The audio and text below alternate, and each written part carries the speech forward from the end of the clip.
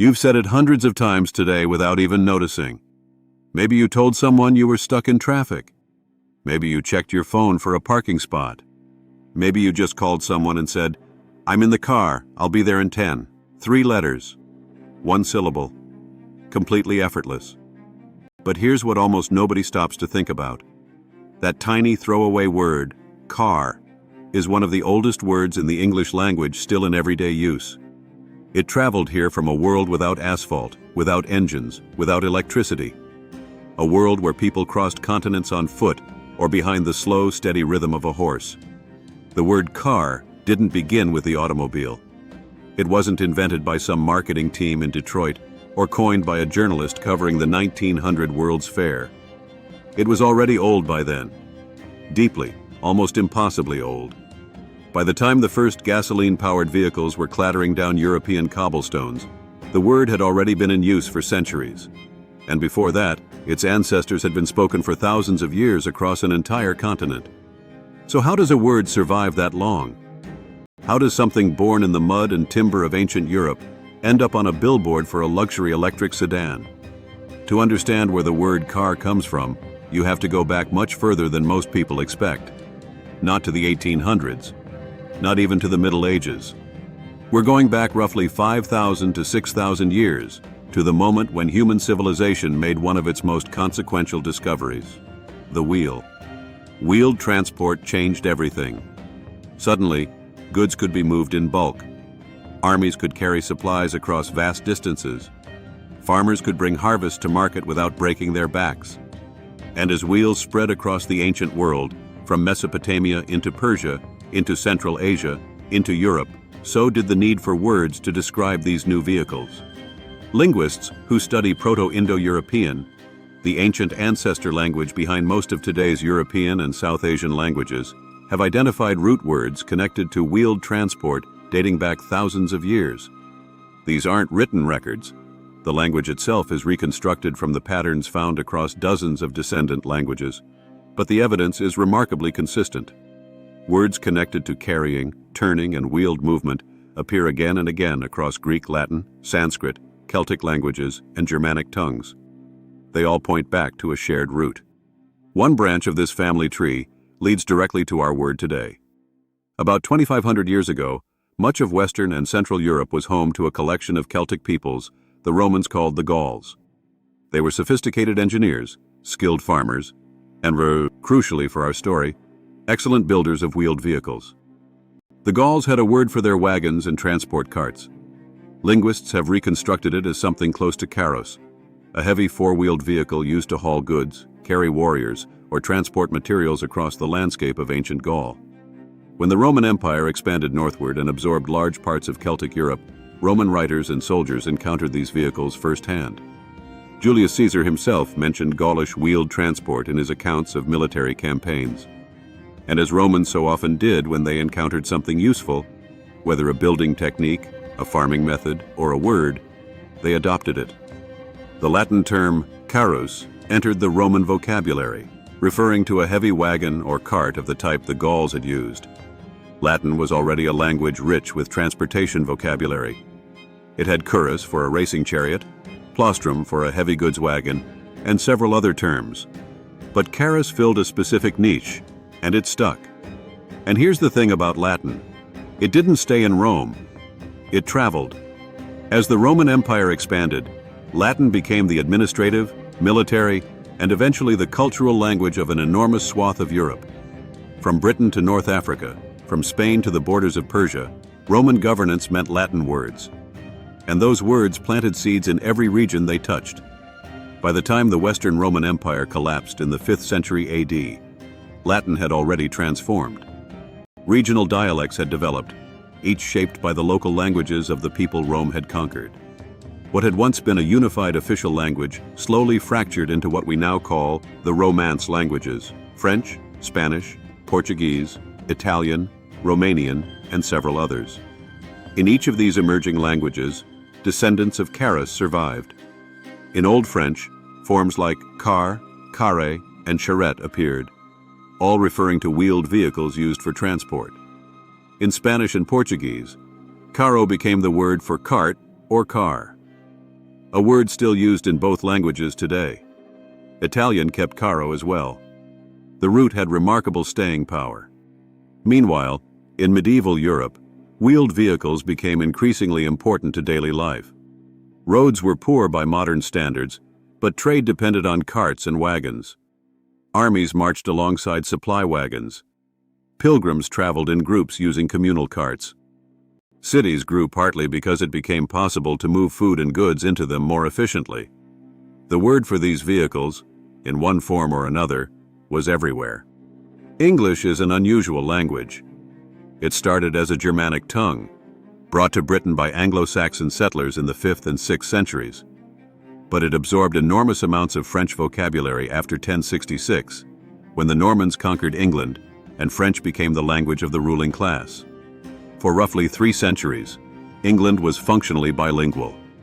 French was spoken in court, in legal proceedings, in church administration, and in polite society. Old English continued among the general population.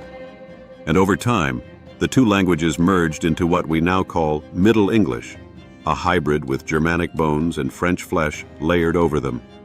It was during this period that words descended from Carus began entering English through the French Channel.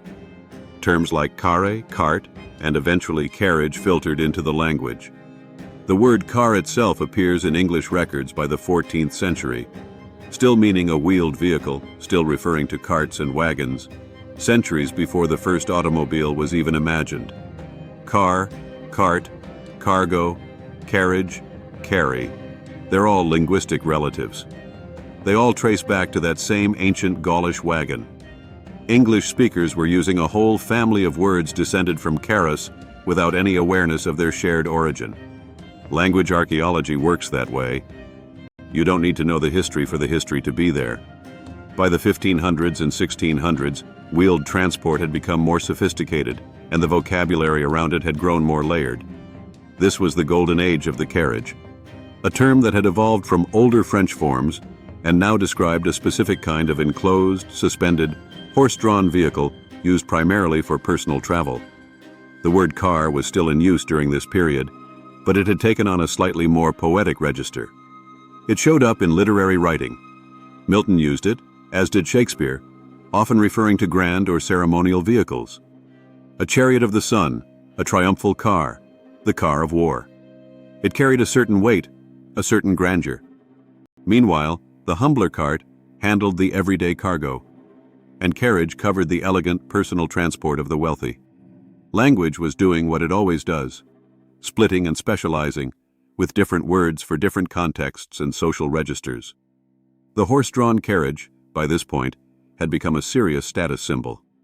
The wealthiest families in Europe commissioned vehicles of extraordinary craftsmanship, sprung suspension, upholstered interiors, lacquered wood, gilded hardware. The gap between a nobleman's coach and a farmer's cart was as wide as the gap between a private jet and a city bus today. Both technically transport you. But the comparison ends there. It's worth pausing here to appreciate just how important wheeled transport was to the pre-industrial world. Before railways, before steamships on a large scale, nearly all overland movement of goods and people depended on animal-drawn wheeled vehicles. The roads, the inns, the blacksmiths, the harness makers, the coach builders. An entire economy revolved around this technology.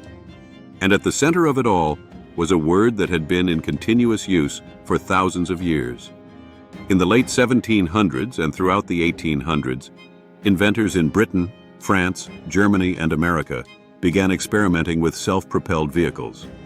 Steam-powered carriages appeared first, lumbering, noisy, and deeply unpopular with horse owners. Then came early electric vehicles, which were surprisingly advanced. Then came the internal combustion engine, and suddenly everything accelerated. By the 1880s and 1890s, engineers like Karl Benz in Germany and Gottlieb Daimler had produced what we'd recognize as the first modern automobiles. And immediately, a linguistic problem arose. What do you call this thing? The early candidates were awkward. Horseless carriage was descriptive but clunky. It defined the new invention entirely by what it lacked, which rarely makes for a lasting name. Motor wagon had a certain utilitarian charm, but didn't exactly roll off the tongue.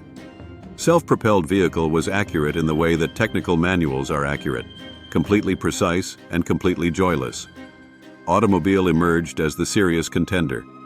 It came from combining the Greek autos, meaning self, and the Latin mobilis, meaning capable of movement. Self-moving, etymologically elegant, and it felt appropriately modern and scientific for an era that worshipped technological progress. Newspapers loved it. Manufacturers used it. Early enthusiasts formed automobile clubs. But automobile had a problem that carriage never had, that car never had. It was 5 syllables long. And ordinary people, going about their lives, don't use 5-syllable words when shorter options exist.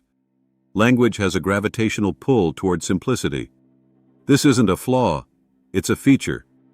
Languages used by millions of people daily are constantly being pressure tested for efficiency. Long words get clipped. Complicated constructions get simplified. Whatever is easiest to say tends to win in the end, provided it's clear enough to do the job. Automobile got shortened almost immediately in casual speech. Auto worked in some contexts and still dominates in several languages. German speakers say auto, Italian speakers commonly use auto as well. But in English, especially in America, a different shortening took over. Motorcar appeared first as a transitional term, acknowledging the motor that distinguished these vehicles from their horse-drawn ancestors, while still using the familiar word car that people had been using for centuries. And then, somewhere in the first decade of the 1900s, the motor dropped off too, and the vehicle became simply a car. It was almost poetic in its logic. These new machines were, after all, still wheeled vehicles used to carry people from one place to another. The fundamental function hadn't changed, only the power source. And the oldest word for that function, the word that had traveled from Gaulish wagons through Roman Latin, through medieval French into English, was still right there, waiting. By 1910 or so, car was firmly established as the standard American English term. By the 1920s, with mass production making automobiles accessible to millions of ordinary people, the word was everywhere. One of the most interesting chapters in this story is how differently the automobile got named across languages, because it reveals something important about how different cultures absorb the same invention. In French, voiture, an old word for a carriage or vehicle, became the dominant everyday term, though auto is also widely understood.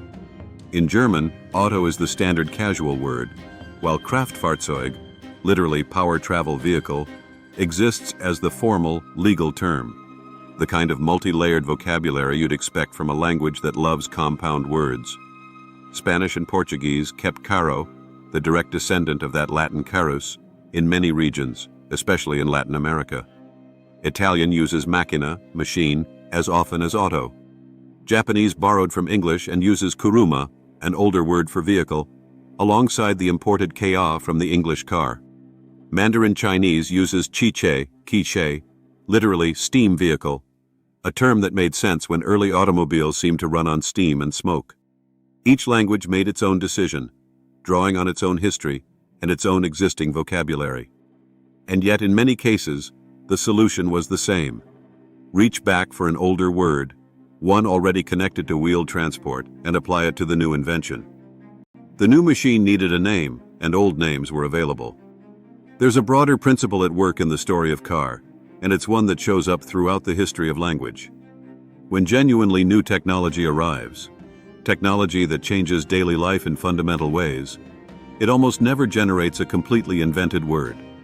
Instead, it reaches backward. It borrows. It adapts. It attaches itself to something familiar. Think about how we talk about digital technology. We have files and folders and desktops, all words borrowed from the physical office. We surf the internet, a term borrowed from physical wave writing.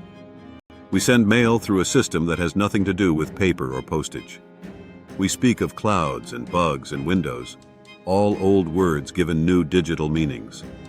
Technology changes faster than language does. And so language compensates by stretching existing words to cover new realities. It's efficient. It's economical. And it creates these strange layered artifacts, words that carry their entire history inside them, even when nobody using them is aware of it. The word car is one of the best examples of this anywhere in the English language. Every time someone says it, every single day, in hundreds of millions of conversations, they're using a word with 5,000 years of history packed into 3 letters. A word that has meant wooden carts, Roman wagons, medieval carriages, ceremonial chariots, and now the machine sitting in your driveway. So the next time you find yourself saying you need to pick up the kids in the car, or that you left something in the car, or that the car needs an oil change, take a half second to appreciate the word itself. It started in a Celtic workshop somewhere in ancient Gaul, where craftsmen were building heavy wooden wagons with wide wheels designed to handle unpaved terrain. It passed through the hands of Roman soldiers and administrators who needed a word for what they saw. It rode through the collapse of an empire and the rise of medieval Europe. It slipped into English through a French door that Norman conquerors held open. It survived centuries of literary use, carriage culture, and the slow evolution of everyday speech. And then, when a new invention arrived that changed the world, when the horse was replaced by the engine and the dirt road gave way to the highway, the word was still there, still ready, still useful, still short enough, simple enough, old enough to do the job. Some words are born new and fade. Others are ancient and stubborn and travel with us through everything. Car is one of those. Thank you for watching. If there's a word, a phrase, or an everyday object whose history you'd like us to dig into, leave it in the comments below. We read every suggestion, and some of our best episodes have come from exactly that. If you enjoyed this one, hit like and subscribe so you don't miss what's coming next.